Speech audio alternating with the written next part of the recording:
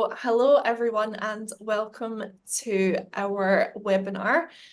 We are just going to give everyone a few minutes to get in and get settled. So feel free to grab yourself a coffee and get ready. We will be starting in about roughly 1 minute.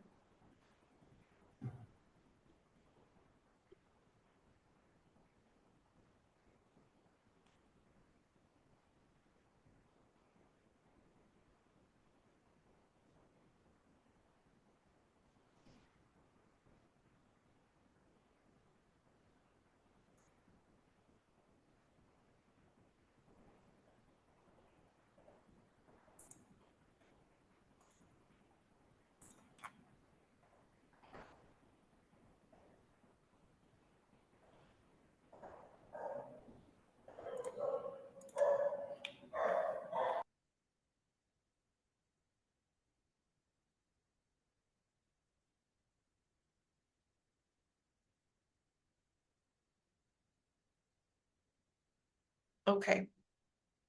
We've got quite a lot of people with us now, so time for us to get started. So thank you everyone so much for joining us today. We have a really exciting session for you today with some really interesting panelists. We're going to be focused on the creative industry in the Middle East today, and we're going to be talking about what both companies and candidates need to know about the creative industry in the Middle East. So to introduce our panelist, first of all, we have Justin McGuire, who is the founder and CEO of MCG Talent. Many of you may know him. He's been in the Middle East for about 15 years now.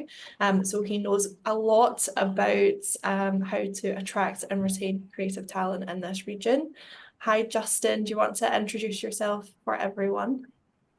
Hello, hi, thanks, Sarah. Very excited to be here. I actually think it's longer than 15 years I've been in the Middle East for now, but I'm not going to say what it is because I'll be showing my age. But I'm super excited to be here today, especially with Oliver and Marhaba. Really looking forward to today's session. Yeah, it's great to have Oliver and Marhaba with us today. Oliver, would you be able to introduce yourself for everyone? Yes, good morning, everyone. I'm Oliver. I'm the HR director of Havas Middle East, which is part of the Havas network. I oversee the HR function and the different disciplines across the Middle East and North Africa. I am from the Middle East originally, and I've been in the region working for more than 10 years now. Very excited about this webinar, and thank you, Sarah and Justin, for the invitation. Thank you very much. We're so happy to have you with us. And Marhaba, would you be able to give everyone a bit of an introduction to yourself?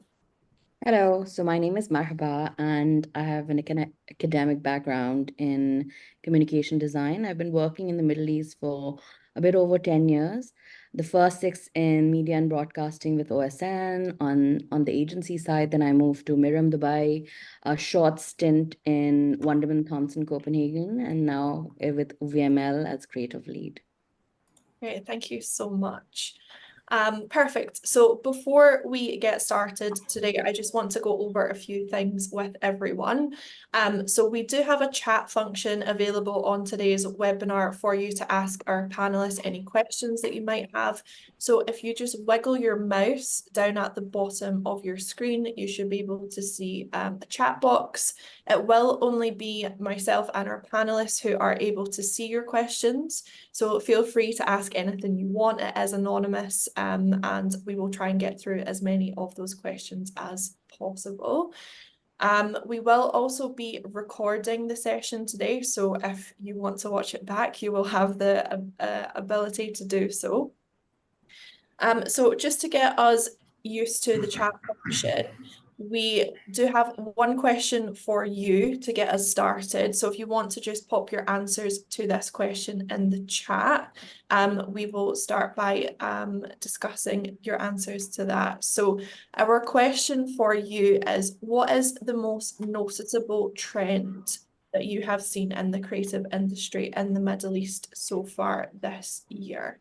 So just pop your answers into the chat and we will be able to see them. Whilst you're doing that, I'll just go over what we're going to be discussing on the webinar today before we get started. So we will be talking all things trends. So we're going to go to our panelists to get a bit of an insight into what's happening in the creative industry in the Middle East and what they've noticed. We're going to be talking about talent as well. What are the job opportunities in the Middle East? How can you stand out to the talent that you want to get to as well? And then we will also be talking about technology and AI being a key part of that, which seems to be the thing on everyone's mind at the moment. So just in terms of some of the answers that we've had coming in, I'm just going to put them towards our panel. So in terms of trends that people are noticing, AI seems to be a lot of the answers that we are getting.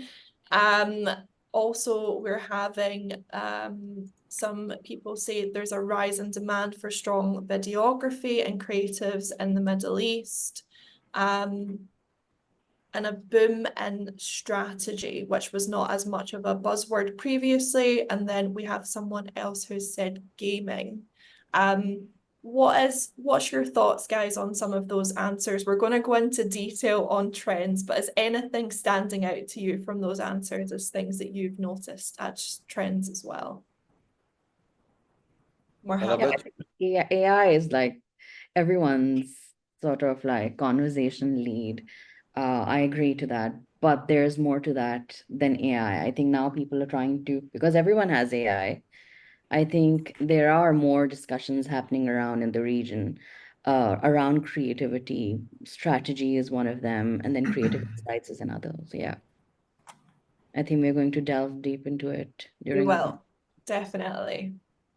Yeah, I think definitely there are some expectations about AI for everyone to really upskill and really get to, be more familiar with this trend. So I can see it definitely going into the creative industry, and it already started.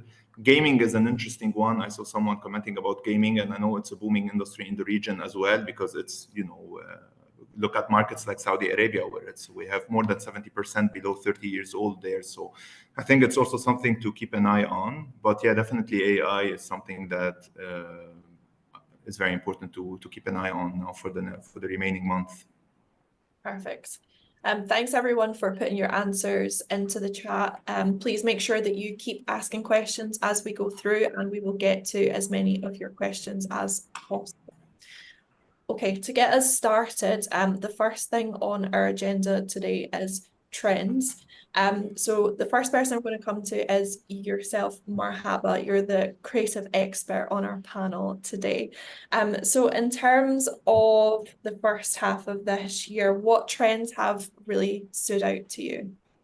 So we just saw a wrap-up of Cannes, right? And AI, of course, cannot be ignored. Last year, people were curious about what is AI, and this year, people are actually learning new ways to go about their work with AI. But one thing that stood out and everyone pointed out during the awards was that humanity and humor, as they put it, was at the heart of all the creative. We see a lot of agencies, a lot of brands going back to the real craft when it comes to, kind of creatives and advertising. So that's something that I think I would say is like trending right now. Real creativity, connectivity, humanity, humor. Perfect. Thank you so much. And then sticking with trends, Justin, what would you say from a recruitment standpoint you've seen trends-wise with creative talent this year so far?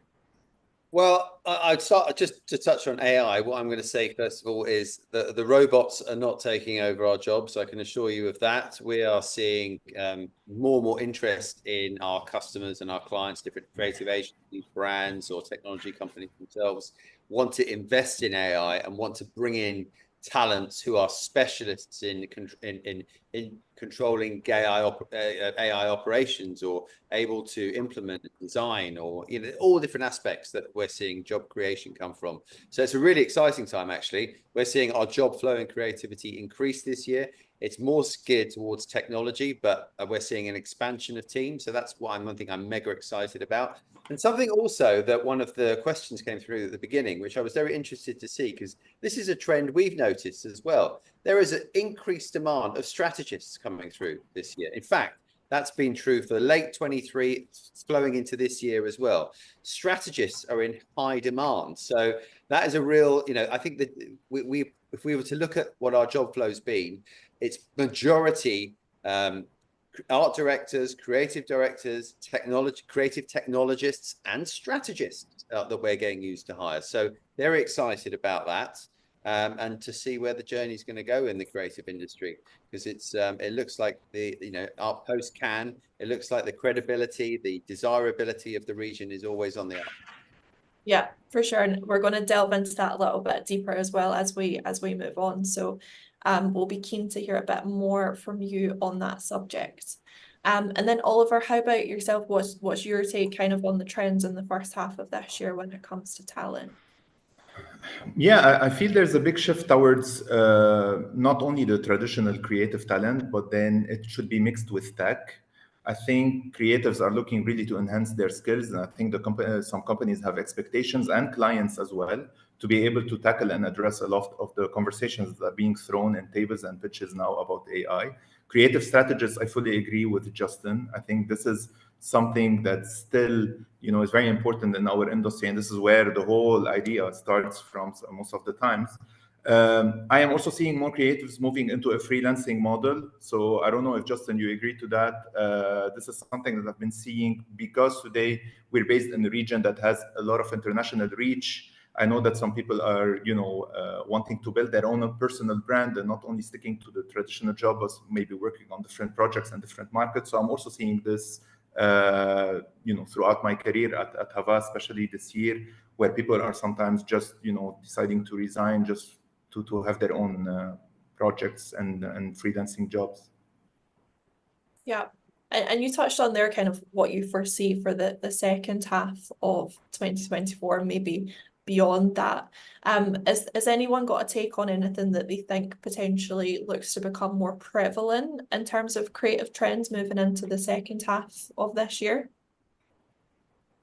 Yeah, well, I honestly see the innovation in the craft sort of coming in. As AI becomes more democratized, I think we will see a bit more shift towards that real insight coming from, as everyone pointed out, the strategist, right?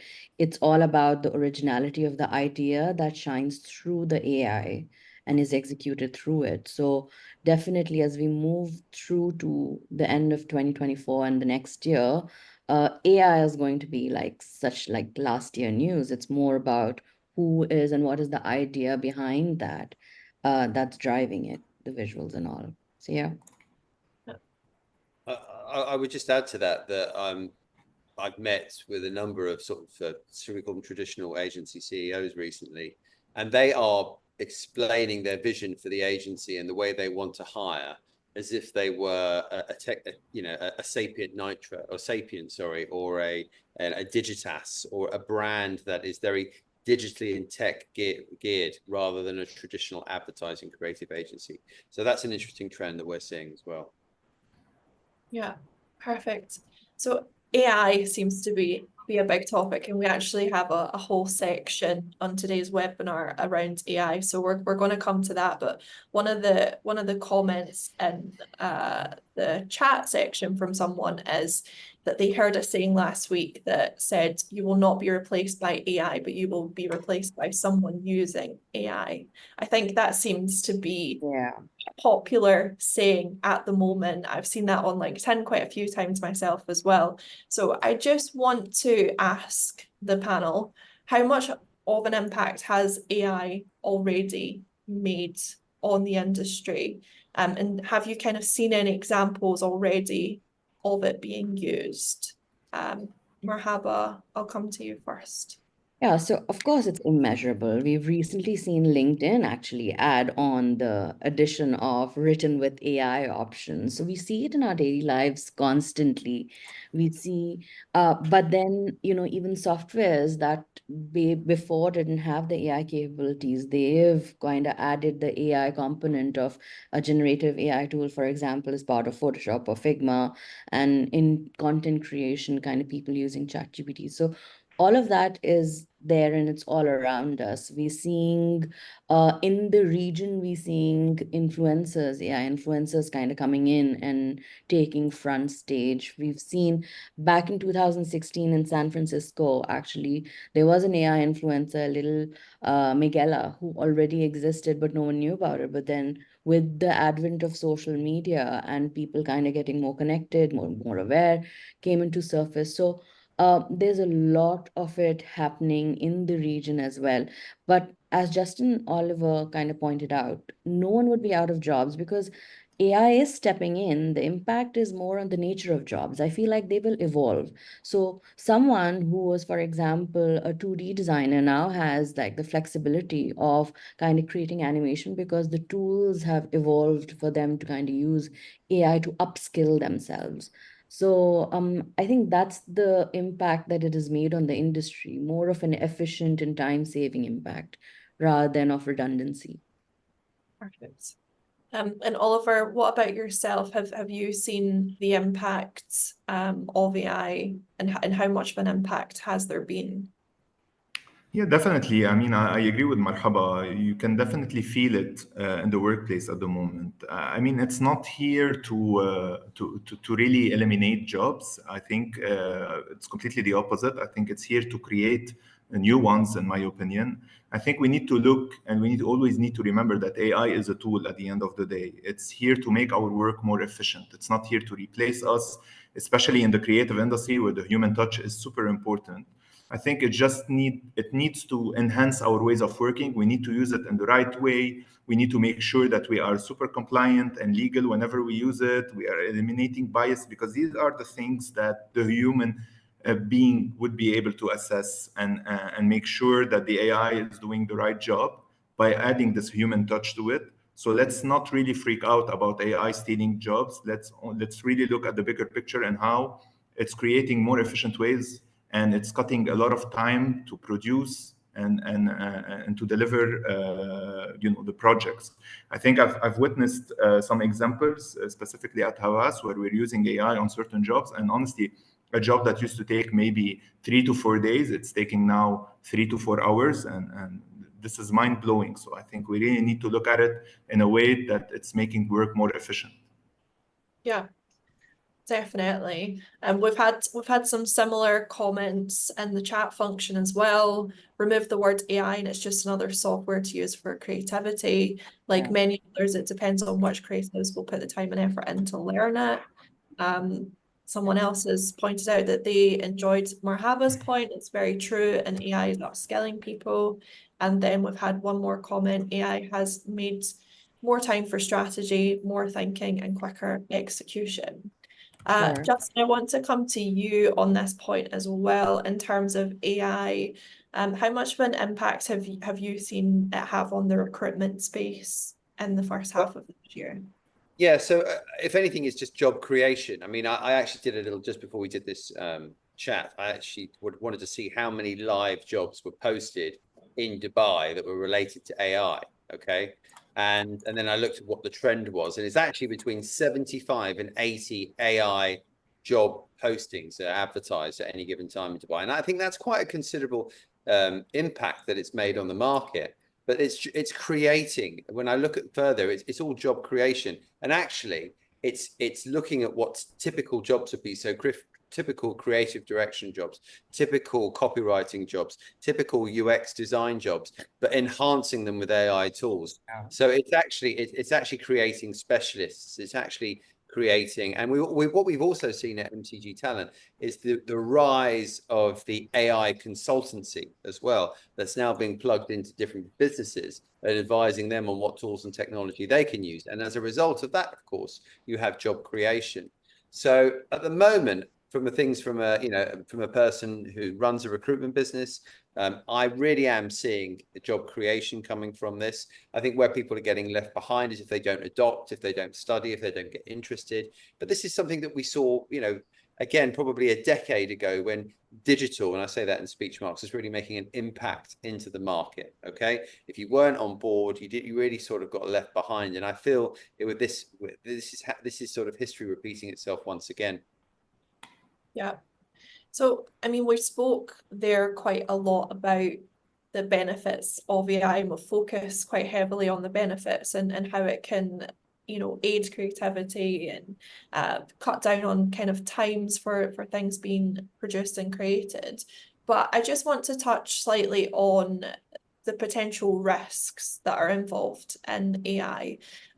So in terms of things like copyright, bias, even using AI to help you with your job applications.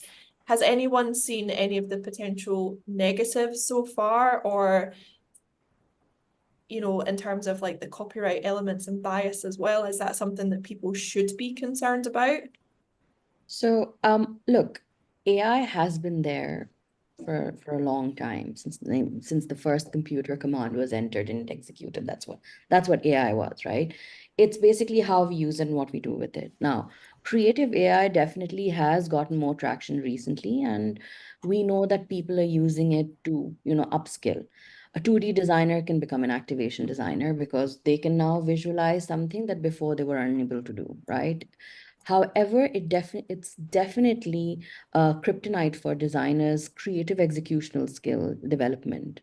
It can hamper that. So when it comes to from a creative point of view, they can use it to kind of enhance and execute their ideas. But then the real challenge is, will your creativity shine through it? Because anyone can write a command and get some output from, let's say, Midjourney, right? But what is that command? What is that prompt they're putting in? That's become more and more important, because that shows through. When we get, for example, when I review people, right, I'm looking at their creativity. There's some gorgeous pieces that come through, but don't get me wrong, like people who've been in the industry for a while, you can see through which portfolio is an AI generated one and which one is the one that shows creativity. So definitely there are certain risks to it when it is being used by people who might, you know, try to get away with things. But then I think it's also increasing efficiency. When it comes to copyright, for example, I think the basic rule of copywriting is the need for human to create it in order to be copyrighted. So currently we're standing in a very gray area. There are no official rules that have been put into place. But then again, we're seeing quite a bit of evolution in laws as well regarding AI content. So maybe by the end of the year, we'd see some regulations around it. So far, companies cannot own content that's been generated by an AI, you know, kind of thing, unless it has been generated through using kind of, you know, highly skilled 3D animator input and XYZ. So it's a bit of a debate at the moment. Yeah, for sure. And Justin, Oliver, do you have any sort of take on the potential risks of the implementation? Justin, I'll go. Basically, I think it's just relying solely on AI. I think that's the biggest risk. In my opinion, any decision-making process for any job that you are in needs to have the human element and not only fully relying on the AI part. If I'm talking today from, let's say, an HR perspective, the thing that it's making definitely my job more efficient in the way, for example, we're reducing the time to hire, in the way we are screening the CVs, the profiles, make sure that they fit the requirements of the job. But then comes the personality assessment, which is very important in my opinion. Today, when you are specifically in the creative and advertising agencies, the only thing that we need to leverage on is really building the culture, building the communities internally. So will AI be able to really filter down to make sure that this personality is relevant and it's a culture fit to what we're trying to build internally. I think this is where we step in today as professionals to make sure that we are not only relying on this tool, but also combining it with the human element of assessment, of decision-making process to really, I would say, protect the culture and the workplace from wrong decisions. I would add just the one thing all our clients are saying, and so what seems to scare most people is a lack of authenticity. And I think what's making people stand out now, like we actually were expecting the demand for copywriters to be drastically hit when ChatGPT arrives. I think, in our naive way, we thought, well, this is, I think everyone was like the doomslaying for sure. Actually, we've seen an increase in the need for good copywriters, right? Because everyone's all of a sudden become masters of the LinkedIn post. Well, they haven't, have they? Because everyone can spot them a mile off. I get more beautifully crafted emails sent to me than I've ever had before. So I think now it's authenticity is what we're looking for. And authenticity is what all our customers are looking for. So I think AI, again, is probably that made people even more appreciative of a great writer, of a great designer, of a great artist, of a great thinker. And if they can combine that with using tools and technology in a smart way, that's when you get the winning formula. And just touching on that kind of job creation potentially through AI, I've got a bit of a twofold question for you all. So just to focus in on AI within creative organizations as the first part of the question, have we seen any kind of roles created around like the ownership of or potential guardian of AI within creative organizations? Is that, fallen to one single person at the moment? And then secondly, out with that, has there been any roles in particular that you've seen high demand for that are related to AI? Marhaba, I'll come to you on the kind of guardianship of AI within creative agencies. Look, I personally think that there cannot be one single person who is a guardian of AI, because right now every single role in an agency, for example, world or the brand side, is using AI at different levels for different things. We see someone who's using it to finesse briefs, someone who's using it to decipher data, someone who's using AI to actually collect data to develop strategies, right? Designers are using it. So they're different. There's so many different places that AI being used that you cannot have like one single person kind of own or become a guardian of it or be expert in AI. AI is now broken down into so many different kind of specialized fields and areas that everyone needs to own their own kind of territory.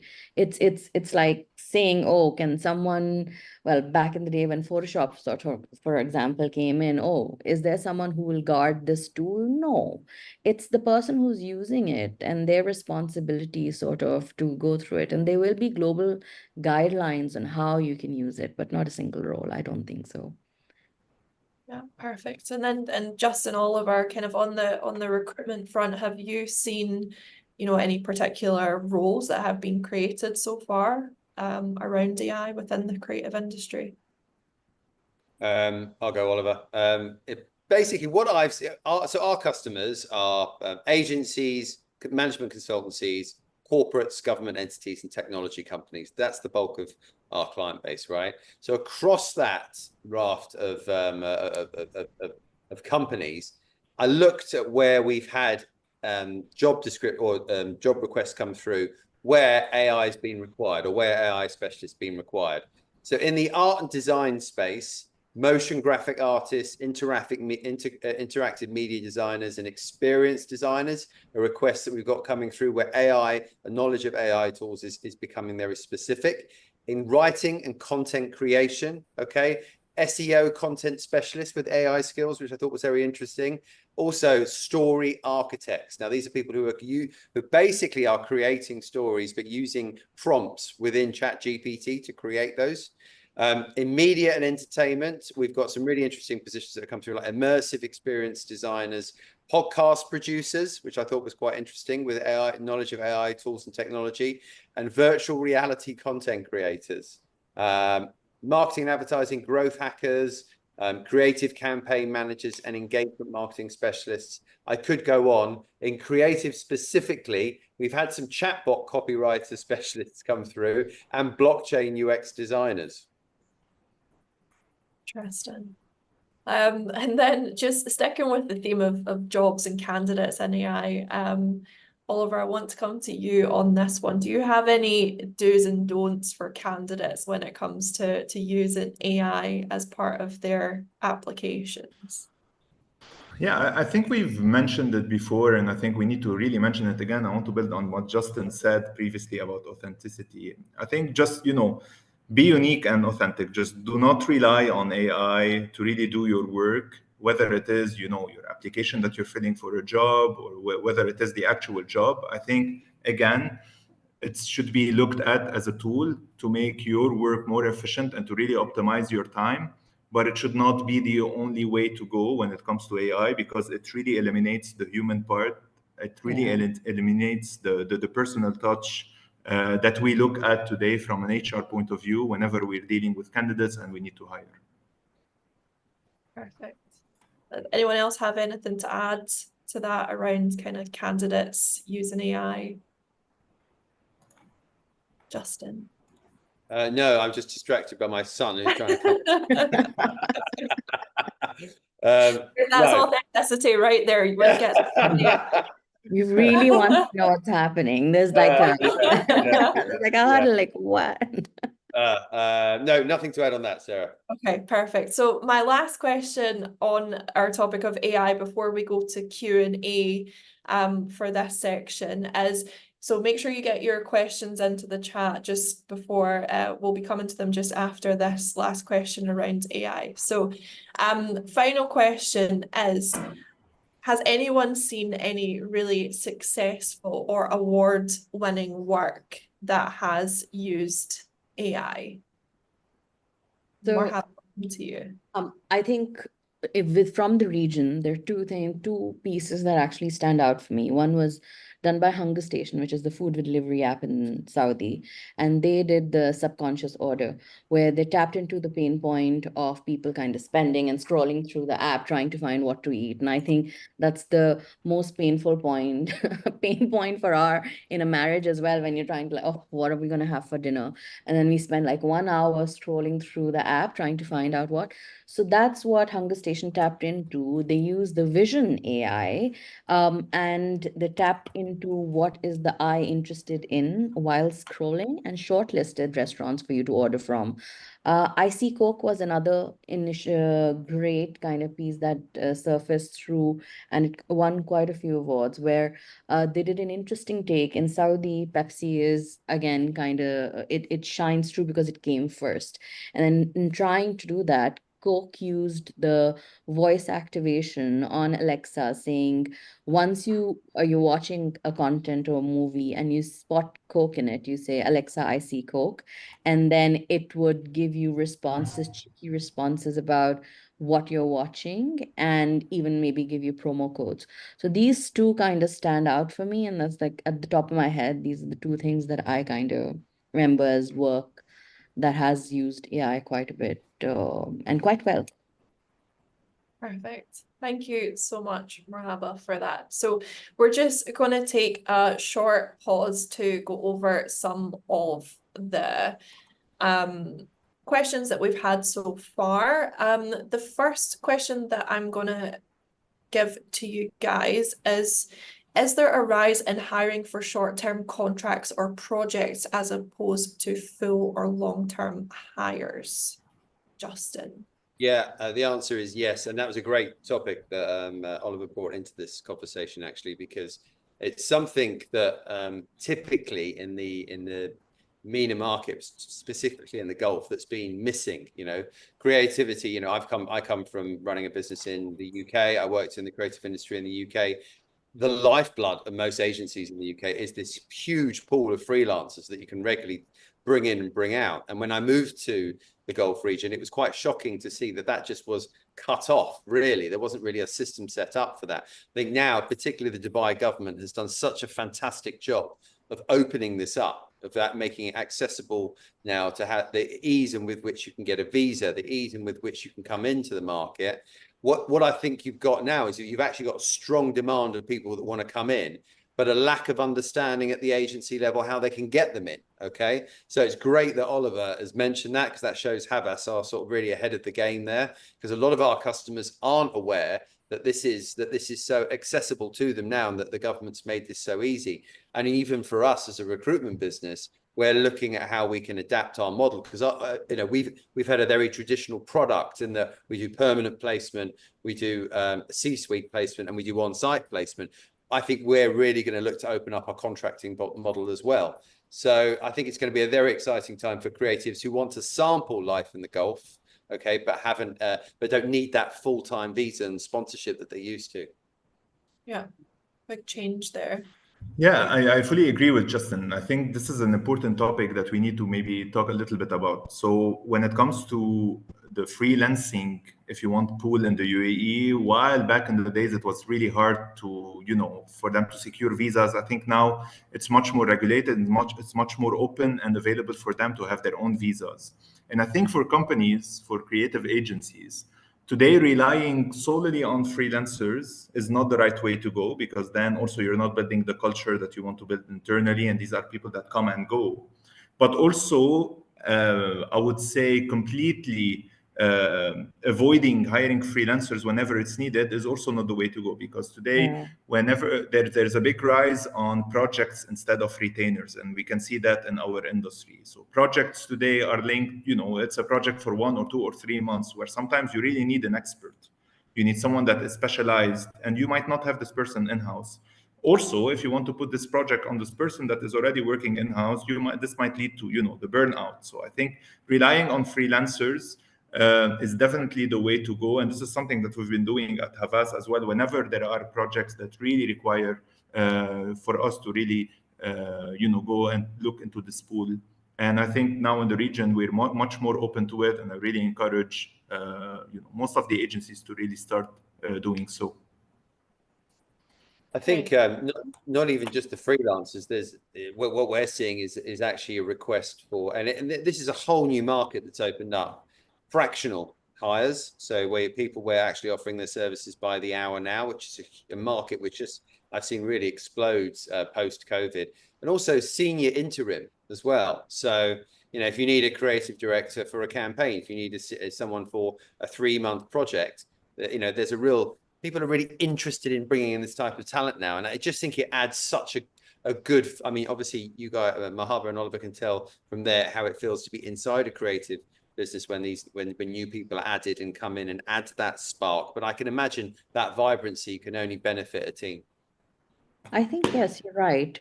The whole, all these things that you guys are talking about, it points out to the thing that because now the government and the laws have become more flexible and allowing people to have their own visas and such, companies are also getting that opportunity to kind of pull in people for the personality. So there are a lot of personality hires, right, happening. Like you pull in people for a certain personality that matches a certain brand or a certain project, right? It's more about that than becoming just, oh, well, this is your title, or you're looking for that person. No, but once you have that real connection and face-to-face interaction with it, right, that kind of jumps in. And so I feel like that's playing a very important part in the sort of talent being pulled in and the time period for which the talent is being pulled in. Yeah. And then we've had another question related to someone's mentioned that there's a lot of non-designers in their company utilizing AI to create things that are actually quite off-brand. Has anyone had any kind of experience of how to manage that process internally, of people kind of being excited by these shiny new tools and kind of going off and creating a bunch of stuff using them rather than going through the traditional process, and potentially how to manage that as a business with making sure that people aren't using AI potentially in the wrong way? Look, I think we talked about it earlier when we talked about the risks of AI, and that's one of the risks, right? Right? Because AI has become so democratized, everyone can use it. Everyone can go and generate an image on Midjourney and say, well, I created it. But what is the concept behind it? Why are they doing it? And this goes for candidates as well when they're applying for a job. I think we had a discussion around it where we like people don't read what they're kind of applying for or what they're doing. I think it's very important to read the brief, to go through the fine print, to understand what is the task that you're kind of, getting involved in, be it from the creative point of view or finding a job point of view. I see a lot of people commenting, I'm interested under posts which ask you to actually reply through an email. I see people who are and in terms of internally like work wise, yes, but then certain people do shine out as well, right? There are people there who have that creative mindset but don't have the skills. Those people I've seen actually come up and shine through by using AI. So the risks of AI definitely cannot be ignored. In the wrong hands it could go bad, but then it shows and then gets ignored and sidelined. Yeah. But it is an opportunity more so for people to shine through, I think. So yeah.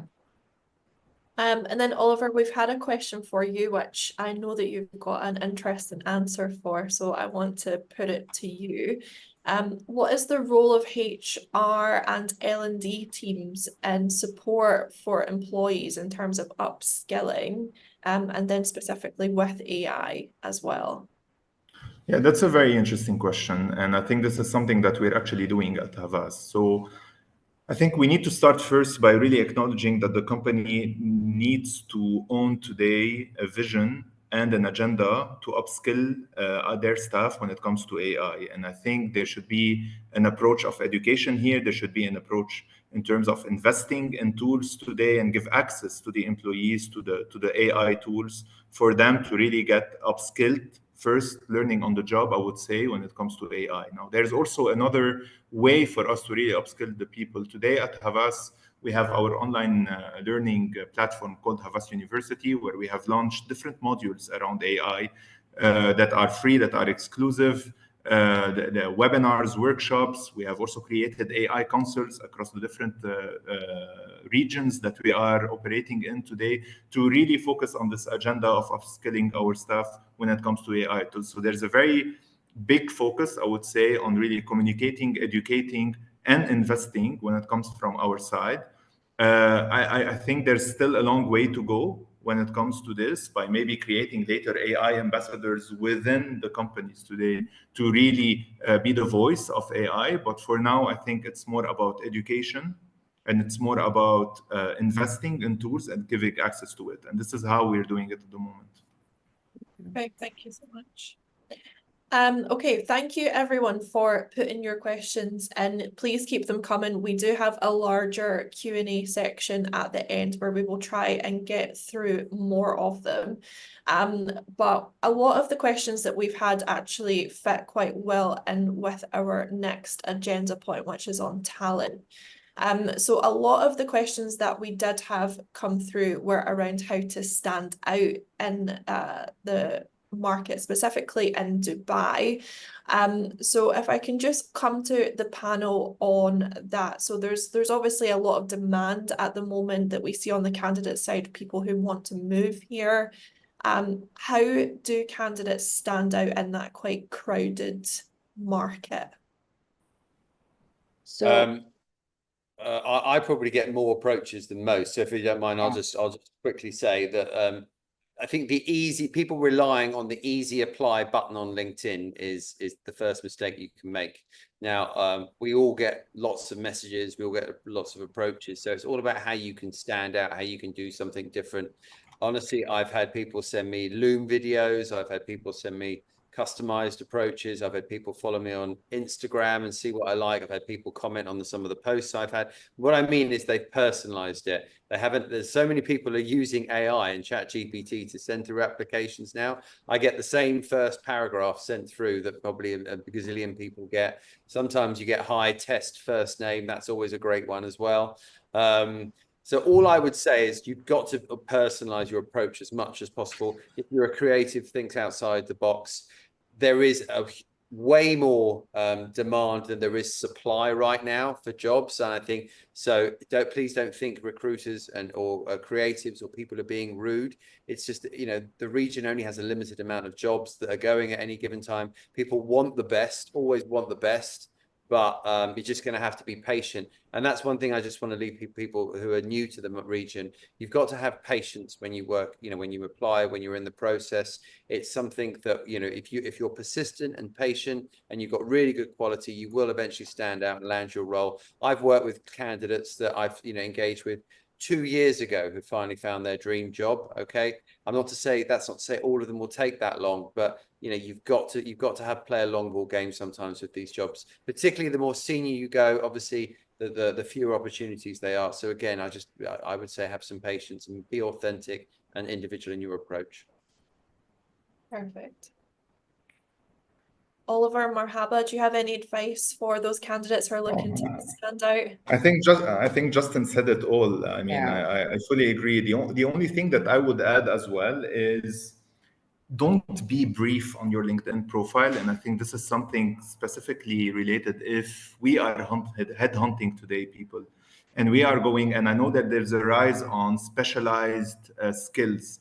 So really, whatever skills you have, whatever projects you worked on, whatever brands you have worked on, and I know sometimes people tend to be really, you know, discreet about these things and confidential. But if you can today elaborate more on your LinkedIn profile, this will help a lot recruiters today to headhunt you, because it will match a lot of the keywords that we put today. If we're looking into hiring a creative with automotive experience, if you have not mentioned anything about it on your LinkedIn profile, we will not be able to trace it. So I think this is something that I would like to add on top of what Justin has said. I fully agree.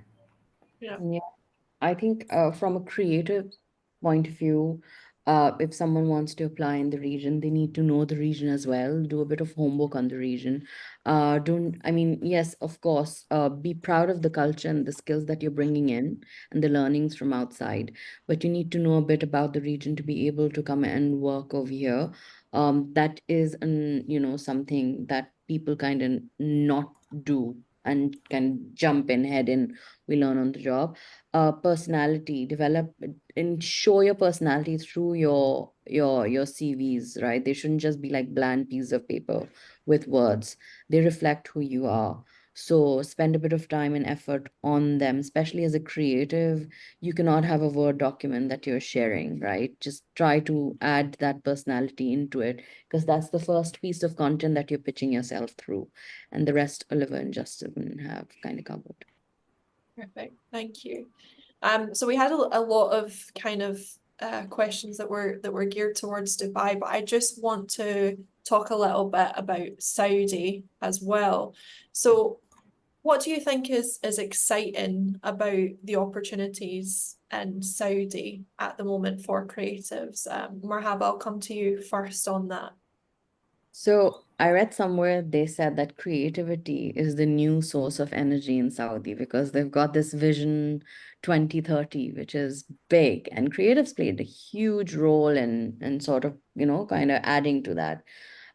We've also seen a lot of Saudi presence in the award-winning work. So it's out there. There's a lot of opportunities, but again, knowing the region and understanding the region is one of the requirements, I think, of moving into Saudi. But I think from a recruitment point of view, Justin and Oliver can shed a bit more light on it. But as a creative, I feel like there's so much to explore, and that is the new market for you to understand, explore, and learn more about in order to go there. Yeah, I think I think it's a natural move, I would say, to really focus on Saudi, and then there's this whole shift of talent going to Saudi as well. I mean, it's natural today when you have a lot of investments going there, whether it is from the local authorities and the government, but also a lot of the headquarters of brands in the region are moving into Saudi. This is a great way for creatives as well to really follow this path, because at the end of the day, they want to work on exciting brands. On top of that, today, the kingdom is going through a massive transformation, and there are a lot of investments going into, entertainment, tourism, arts, and this is where also it fuels all the creatives. This is where it really creates a lot of opportunities for them. So it's a natural move for creatives to really explore Saudi. And just don't limit yourself to Dubai. In my opinion, I think Dubai is still doing a fantastic work when it comes to on the creative side, and maybe we can discuss this later during the panel. But also Saudi is something to keep an eye on for sure. And Justin, what's your take on kind of how exciting the opportunity is for creatives in Saudi? Massive opportunity. Job creation there is phenomenal. I think we've just invested in opening a business up there, so we are fully believing in the future and where Saudi's going. I think the message I would give though is logistically it's still a little bit slower to get a job there than it is in Dubai.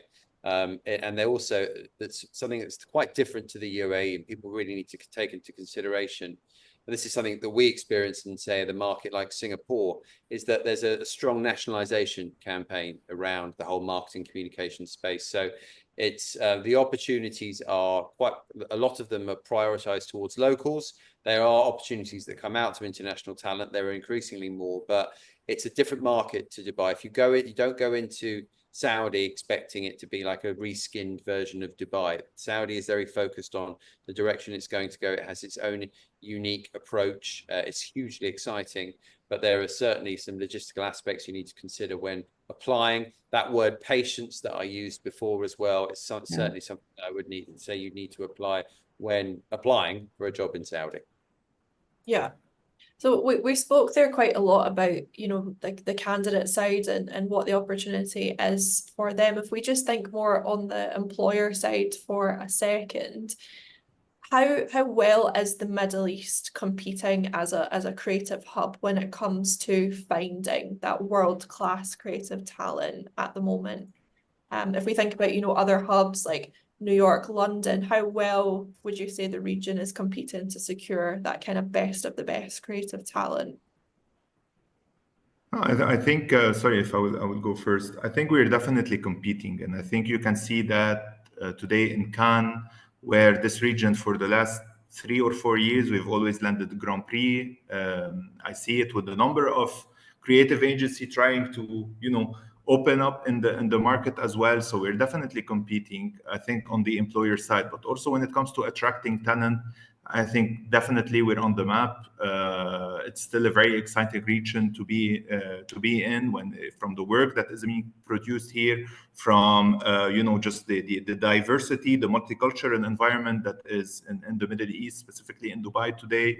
I think also from a professional growth opportunities, the different opportunities that you get, and the career progression, but also the quality of life. So I think overall, there's definitely a big appetite to be here. And as today, creative agencies in the market, we're definitely competing with the bigger hubs, in my opinion. Yeah, I agree to that. I think adding to what Oliver said, Middle East is actually making a very good creative environment, which is enabling more creatives to come through. So, I mean, back in the day, we didn't have that many conferences, creative conferences. We've got a design hub now. We've got a design district now. We've got places like Al Serkal that are actually, kind of honing artists. We've got a lot of those things, step conferences, and where creative entrepreneurship and creatives are coming together. So, and a lot of awards locally are coming through. So definitely it's pulling a lot from these hub. And the good thing is that the clients are also kind of open to give that or playground for creatives to kind of go and shine, because they want to also be noticed in the global front. So that kind of helps as well. Great. Justin, what about yourself? You've been recruiting in this region for quite a long time now. So have you seen a shift? It's yeah, the shift has been, and to be quite frank with you, when I was calling people up 15, 16 years ago and offering creatives a role in Dubai, it was quite a tough conversation. Now I call a creative up, offering them a role in Dubai, and it's not a tough conversation. And that in itself, I think it sells the story. You know, we get a lot of people approach us now. In fact, that we've got a huge volume of people approaching us from markets that traditionally were a bit snobby, I would say, you know, that turn their nose down at the likes of Dubai. And so nose up, sorry. And now you've got great creators from London, from New York, from Sydney, Los Angeles, Singapore, all these amazing hubs want to come to Dubai. They also want to go to Saudi as well. And that's a really interesting point I just want to add, is that they've, you know, the media and the marketing machine behind the whole Gulf region right now, I think in a time where perhaps there's other incidents going on in the world, there's other events going on in the world, there's financial difficulties in other regions. And this region we're working right now, the Gulf region, is really starting to shine. So it's becoming increasingly more attractive and increasingly easier for us to bring people over when we headhunt them. That's good news. Perfect. Okay, I've got one final question on our agenda for the panel before we're coming to our Q&A session. So make sure you get all of your questions in now. Last question for you all is, if someone is a young creative looking to enter the Middle East market, what's your one piece of advice for them on how to make it here? I'd like to say be authentic, bring in your experience and cultural insights rather than dismissing them. That's more important. Learn about the region, the needs, the people. Enter the market if you have to kind of compromise on your position in the beginning, but grow in the role. There is so much growth over here once you enter that you can grow into the market over a period of time. I'm sort of like one of those who did that, who stepped in with the zero UA experience, but then eventually it was difficult, and then kind of you make your place in the market and take the risk. I think it's worth it. Thank you. Yeah, I think, just be open to opportunities. Don't limit yourself to a specific company or market. I think you only learn and know what you want once you explore multiple things. And it's okay to fail. It's okay to not enjoy a job or a company. In my opinion, these are all learnings. So I think this is the only way to really be patient about things as well and really find out what is exactly the thing that you want to do. Perfect. I would just add, and this is probably goes again, something Oliver and I spoke off camera earlier about people meeting us face to face. But I would actually say, the situation we were giving where they weren't invited to meet us face to face, but we met them still. But I would still say, if you're going to get a job in the Middle East, you've got to make an effort right now. And when I first moved to the region, I used to say to people, if you really want a job, get on a plane, come over, see what it's like, meet people for a coffee, understand what the lie of the land is, and then show that you're really committed in making an effort. And, Dubai is geographically centered in such a brilliant place. There's so many airlines that serve it. If you're really committed and if you're a young creative and this is what you want to do, getting on that plane and going to meet people, getting the lie of the land, I think it's the best opportunity you're going to get a job.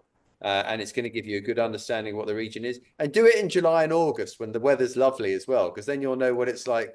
Then you'll really get to know what it's like. The good, the bad, and the ugly. For sure. Okay, well, thank you very much. We're just going to move to our Q&A session now because I know that we're running a little bit behind time and I've got some questions coming in for you all. If you do have to leave, we do have the recording which we can send out afterwards so that you don't miss out. So don't worry about that. Okay, my first question for the panel. Has there been an increase in people who are willing to relocate from Dubai to KSA? And if so, why do you think that is? And how are KSA businesses making themselves attractive to those people? Yes, I think I'm seeing an increase in terms of people open to relocate to KSA. Now, I don't have data on how many people are moving, but I can definitely say that they are open to it at the moment. I think they are getting excited by all the change that is happening there. They're getting excited by the big names that are opening their regional headquarters in Saudi. So I can definitely see a shift. I think I need to build on what Justin said, that logistically there are still some challenges that I believe the local government is addressing to make sure that it's a smooth transition for any expat moving there, for families. So they are enhancing the infrastructure, they are enhancing the education industry, the healthcare. So these are all things that will make people move. At the end of the day, whether you're single or whether also you have a family, definitely the priorities change. And then if you're building the right infrastructure to really accommodate everyone, I think we're on the right in the right direction to achieve this. Yeah. Perfect, thank you. And then one other question that we've had is, what advice would you give someone applying for jobs in Dubai from outside of the UAE to increase their chances? And do employers in Dubai have a preference for candidates who are already residing in the city? I think I touched on, not to repeat myself, I think I touched, and we've mentioned a few ways in which you can stand out and really be seen if you're not in the region. There's so many people applying from outside the region right now. You've got to be, really follow some of the advice that we've given here on what you can do to stand out. That's absolutely critical, I think, it's just looking like you make the effort. And sorry, what was the second part, Sarah? I've completely forgotten. Do employers have a preference for those candidates who are already in the region? The answer to that is yes. I can say, Oliver, maybe you can give a different. We're only briefed on hard to fill jobs, and hard to fill jobs are those with local experience, tends to have language experience or language requirements needed into it as well. So yes, I can see we as recruitment businesses, external ones, are used more for the hard to fill jobs. The hard to fill jobs are the ones with regional experience. They tend to be paid quite well as well. So I'm seeing salaries go up at that level. And candidates are a bit choosy and a bit fussy about where they go. So it's still quite a candidate driven market. Yeah, I think from a creative point of view, when we actually go into creatives, they do need to understand. So, in terms of design, this is a region where more than 50% of communication in certain regions, 100% of communication is happening in Arabic. So, it's very important to know how to design and use that, right? You have to know the language to be able to design that, or at least be familiar with it. And the aesthetics of the region are completely different than the rest of the world. They are quite unique. So that is something that you need to know and have a bit of experience in. You can have that experience from, but then there are certain roles that do not need that as well, which do need global insight and not just that. But I think when it comes to creatives, it does help if you've got that experience. Great, thanks.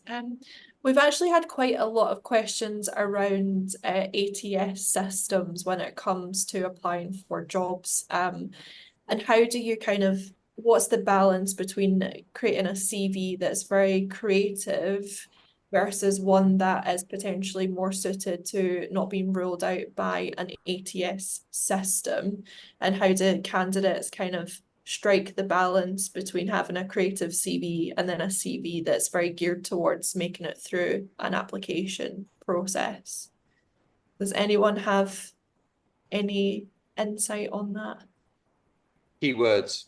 That's all I'm going to say. You need to put, if you are like the way the LinkedIn, the one that most people probably use is LinkedIn, right? So people often will put in a job title, but they'll also put a keyword search in. So if you're a copywriter, make sure it says copywriter lots. If you're a creative director, you've got to include some of the keyword searches. If you're applying for a job in Dubai, highlight the work that you've done in the Middle East, highlight the work. It's all about keywords. So the thing I would say is tailor your CV to the role that you're applying for. Make sure that when you know what you're applying for, that your actual CV says that word quite a bit. The more you say it, the better chance the algorithm's going to pick you up.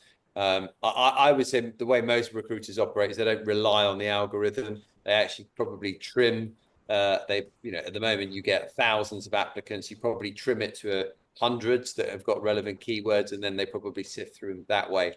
So that was what I would say is the best recommendation. Oliver, I don't know if you've got anything to add to that. Yeah, no, I fully agree. And I think I've mentioned it before. Elaborate, don't be brief, whether it is your CV or your LinkedIn profile, because keywords are very important. Perfect. One other question that we have for the panel: do international creative agencies with offices in Dubai have an interest or motivation in exporting or pushing locally grown talent abroad for experience or learning? Yeah, I think, I can definitely answer that, because today we have a presence in, around 200, more than 200 offices worldwide. And we have a global mobility policy that I actually was part of the task force where we drafted it. We made sure that, it really answers to the requirements today of the company, but also of the different regions. So today, the way it works, I'm seeing there's a big shift of talent really looking into international mobility, and Dubai is definitely, and the Middle East in general, is definitely an attractive region for these international talent. So when it comes to our policy, I will not go into a lot of details, but definitely you need to meet certain requirements. How long have you been with the company? How good as a performer you are to be able to be eligible for this move. But then definitely we're prioritizing internal talent rather than always looking at external when it comes to like some roles that you really need to fill from within. I think this ticks a lot of boxes from a culture perspective, from a ways of working, from just plug and play instead of going to, external hires that might not come through after probation whatsoever. So there is definitely this push, and I think this is the beauty of working today in a multinational, just because of this reach that you can give and the different exposure. Completely echo Oliver's point. Yeah. Perfect. Okay, last question for the panel. What advice would you give to a freelance director or content creator in terms of how to upskill themselves through AI? We've had quite a lot of questions around how people can actually, what AI kind of tools they can use to upskill themselves, or if there's any advice in particular for certain kind of AI tools that people might want to learn in order to make themselves kind of attractive candidate. There's so many tools out there that you can't pinpoint any one to use it. But what I would say is definitely, for example, if you're a copywriter, as I said earlier, you could definitely kind of add like being able to generate storyboards using a generative AI tool for imaging, for example. Or if you're someone who's creative and not that good with writing descriptors for your ideas, then you get like, a chat GPT kind of tool to assist your Gemini. There's so many. I mean, I wouldn't name any one and say, well, this is better than that. Every tool has a different kind of a special, it falls into a niche. So definitely use it to upskill into a territory that you might not be able to fill in and weren't able to do that before. And it'll take you a year to learn, which you can do in 1 hour, as kind of mentioned before. So that's where they come in. Just don't one thing that I definitely say is never put up a work generated by AI as yours. Be descriptive of the fact that what was your contribution to creating it. So I had this idea, blah, blah, blah, etc., etc. And this is what I think it would look like if we work on it and create it. Perfect. Thank you. Well, that comes to the kind of very end of our time. We've already run a little bit over. So I just want to say thank you very much to our panel today. If people want to, follow you, connect with you, stay in touch, what's the best way to do that? Time to plug your social, maybe LinkedIn. What's the best way for people to get in contact with you? I think LinkedIn is the best way to connect and have more conversations around it. Be very creative in the way you reach out. I think the feedback. LinkedIn is a great way. There we go. They're all on LinkedIn, so give them a connect or a follow on there and you'll be able to stay in touch with them. Thank you for having us, actually. Thank you so much. It was a great session. Lovely. Great. Awesome. Thank you so much, everyone. And thank you to everyone who joined us and for all of your questions. We'll be in touch with you over email. We'll send out a recording of the session as well in case you decide that you want to watch it back in the evening with a cup of tea. So we will be in touch. And thank you again to the panel for all of your fantastic insights today. Thank you. Thanks. Thanks, everyone.